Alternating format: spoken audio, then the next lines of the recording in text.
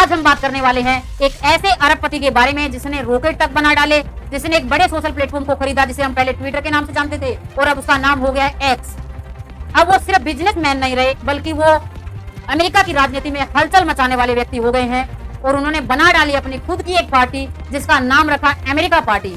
जी हाँ बिल्कुल, आज हम बात कर रहे हैं एलन मस्क के बारे में। क्या है पूरा मामला? ट्रंप के बहुत ही करीबी माने जाने वाले व्यक्ति जिन्होंने ट्रंप के चुनाव में करोड़ों का चंदा दिया, साथ में चुनाव का प्रचार किया और ट्रंप के जीतने के बाद उनके विभाग में काम भी किया। ऐसा अचानक क्या हुआ कि दोनों इतने तगड़े दुश्मन बन बैठे? साथ में ही जानेंगे ट्रंप का वन बिग ब्यूटीफुल बिल क्या है, इसके ऊपर क्या विवाद है और क्या अभी तक अमेरिका में किसी ने तीसरी पार्टी बनाने का प्रयास किया? क्या ये मस्क की जो पार्टी है वो सिर्फ पॉलिटिकल पार्टी है या अमेरिका के सिस्टम के खिलाफ कोई बगावत है? आइए जानते हैं पूरी कहानी डिटेल में। टेस्ला, स्पेस एक्स यानी कि ट्विटर, स्टारलिंक जैसी कंपनियों के मालिक एलन मस्क मूल रूप से दक्षिण अफ्रीका के रहने वाले हैं। 2002 में इन्होंने अमेरिका की नागरिकता प्राप्त की। इनकी अनुमानित जो संपत्ति है 2025 के अकॉर्डिंग वो मानी जाती है 234 अरब अमेरिकी डॉलर। ये दुनिया के अमीर लोगों की लिस्ट में सूचीबद्ध है। एलन मस्क और अमेरिकी राष्ट्रपति ट्रंप के बीच में विवाद की शुरुआत जो होती है वो होती है एक बिल से। ये बिल लाया गया था टैक्स और खर्चे में कटौती को लेकर।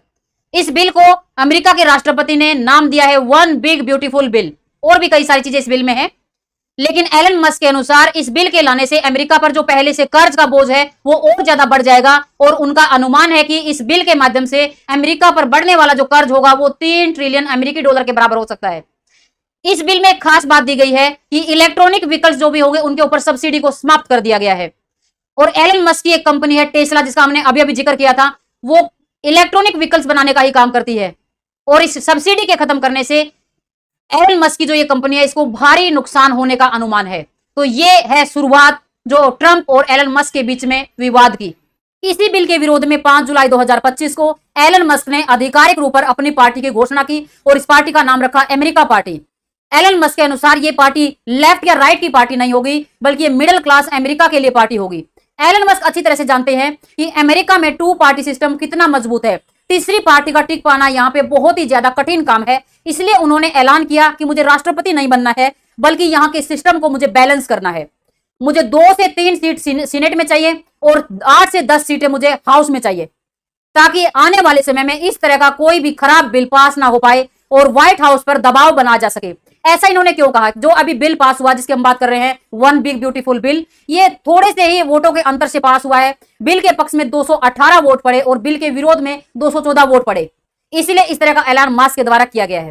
अब सवाल उठता है कि एलन मस्क की ये पार्टी क्या कामयाब हो पाएगी?